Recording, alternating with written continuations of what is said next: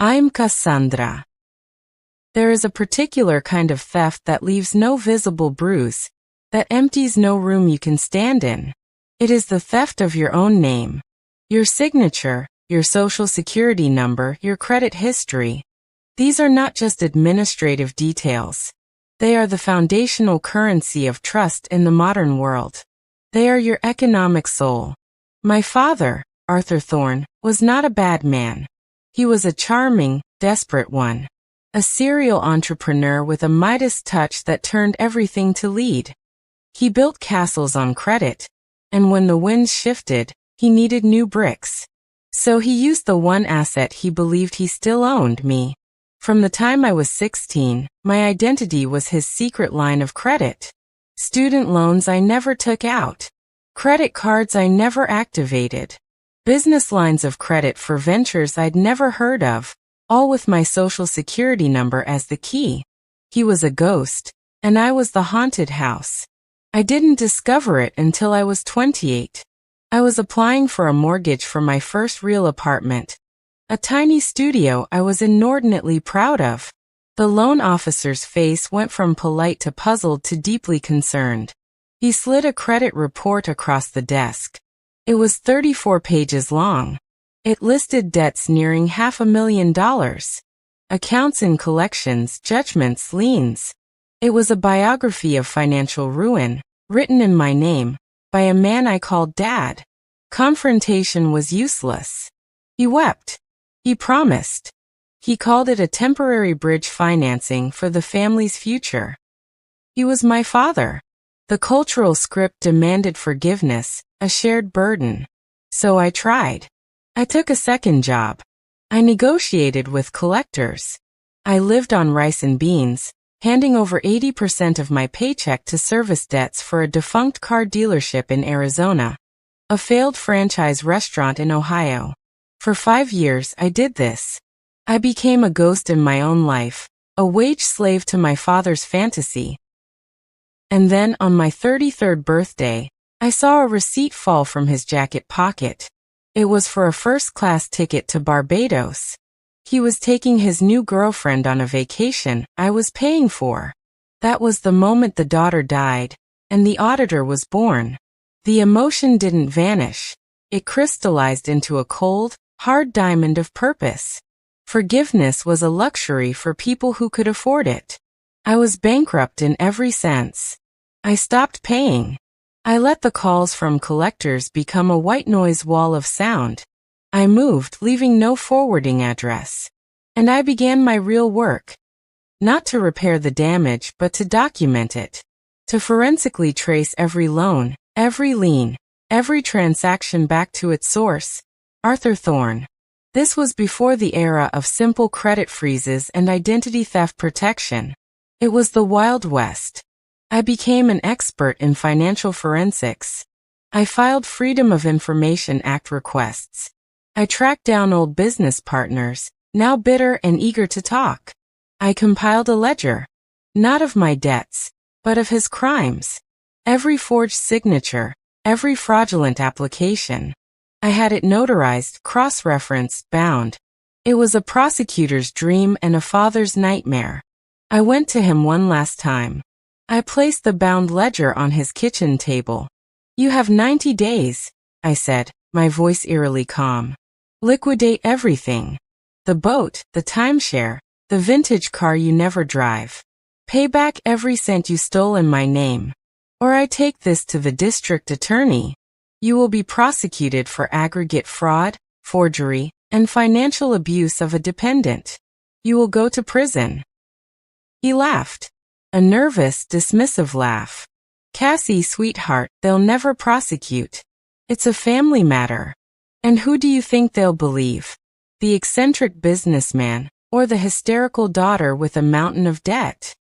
He had mistaken my calm for capitulation. He believed the script where family loyalty trumps justice, where a father's authority is absolute. He did not sell the boat. So I initiated Protocol Kintsugi, named for the Japanese art of repairing broken pottery with gold lacquer, making the damage a visible, celebrated part of the object's history. My broken trust would become the golden vein of his ruin. I did not go to the DA first. That was the blunt instrument. I went for system-specific, targeted degradation. Phase 1. Financial isolation. I used my evidence to formally dispute every single fraudulent account with the credit bureaus, not as mistakes, but as criminal acts, providing my complete dossier. It triggered automatic fraud alerts that froze his own ability to access credit. Banks he'd done business with for decades began closing his accounts. The financial ecosystem started to reject him. Phase 2. Social proof. I did not shout my story from the rooftops. I targeted with sniper precision. I sent anonymized, but verifiable, packets of information to the boards of the country clubs he coveted, to the charitable foundations where he sought directorship. The message was clear. Arthur Thorne engages in fraudulent financial conduct. The invitations dried up. The golf partners stopped calling. His social credit, which he valued more than money, began to crumble. Phase 3. The business end. His latest venture was a green energy startup seeking angel investors. I created a flawless, professional-looking dossier titled Independent Risk Assessment. Arthur Thorne and Thorne Innovations. It contained only public records and my meticulously documented evidence of the fraud, presented as a matter of fiduciary risk for potential partners. I mailed it to every venture capital firm on his target list. The funding round evaporated overnight. He was being erased, line by line, from the world he had built on my stolen name. He came to me then, finally, a broken version of the charismatic man he'd been. He was frantic. What do you want? I'll sell the boat. I'll get the money. It's too late for the boat, Arthur, I said. I no longer called him Dad. The debt is no longer just financial. It's a debt of integrity. And you are insolvent. He made one last, desperate move. He went to my mother, to my siblings, to our extended family. He painted me as a vengeful, unforgiving monster, destroying her own father for a few youthful mistakes. The family pressure was immense. The calls, the letters, the tearful pleas at my doorstep. He's your father. Can't you just forgive? You're tearing this family apart. This was the final test. They were asking me to absorb the poison to preserve the family's comfort, to let the crime remain invisible, so the dinner table could look normal. I called a family meeting. I didn't bring the ledger. I brought a projector. I showed them on the wall a single slide. It was a timeline. It started with my 16th birthday. Each year had a marker. $18,500 student loan forged. $75,000 business credit line forged. It showed my years of repayment, my poverty, my second job.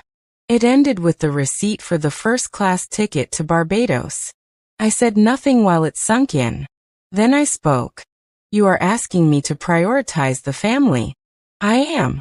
I am drawing a boundary around a predatory act, so it cannot spread. What he did was not a mistake. It was a sustained, premeditated campaign of theft. If I forgive this, what does that tell you about the value of your own identities? If he will do this to his daughter, what principle protects you? The room was silent. The moral calculus had shifted. I was no longer the disruptive daughter. I was the canary in the coal mine. The united front against me shattered. With his social, financial, and familial support systems in ruins, Arthur had only one path to avoid prison. A full, legally binding confession and a restitution plan overseen by a court-appointed trustee he signed over power of attorney for his remaining assets. The boat, the car, the timeshare, all were sold. Every penny went to repaying the debts in my name. It took 4 years. He died 5 years after that, of a stress-related illness. We were not reconciled. At his funeral, I was polite, a distant relative in charge of logistics. The gold lacquer of my vengeance was the only thing connecting us. They called my revenge legendary in certain hushed circles. Not because it was violent or loud, but because it was perfectly proportionate, meticulously executed, and utterly inescapable. I did not break the law. I used its full weight. I did not scream. I presented evidence. I did not seek to destroy him emotionally.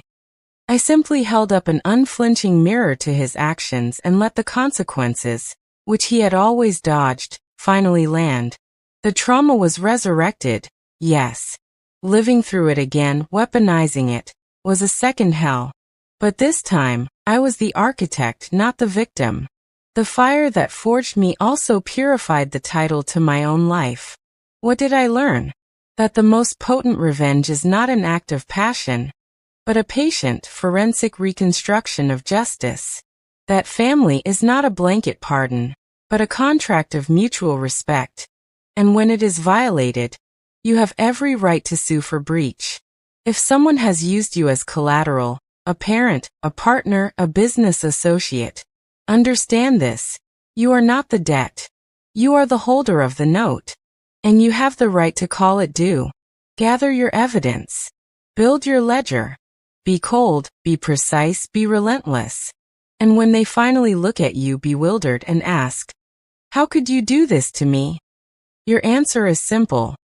I learned from you. My name is Cassandra Thorne. Every line of credit, every contract, every signature on it is mine alone. And it is finally irrevocably clean. Thank you for listening. If you want to hear more story like this, please like the video and subscribe the channel.